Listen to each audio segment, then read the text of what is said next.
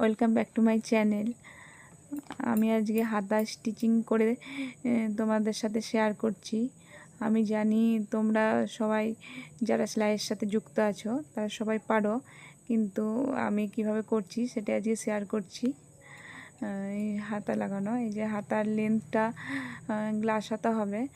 Customer চেয়েছিল 3/4 হাতা, কিন্তু যেহেতু কাপড় একটু কম ছিল তাই গ্লাস হাতাই করছি। গ্লাস হাতার লেন্থটা 9 রেখে পরে বাকি এক্সট্রা কাপড়টা কেটে দিলাম।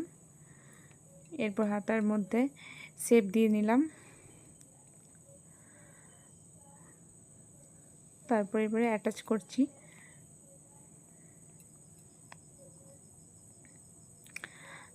বাটিকের পিস খুবই সুন্দর লাগে দেখতে, যতই যাই আসুক না কেন বাটিকের পিসকে কেউ পারবে না।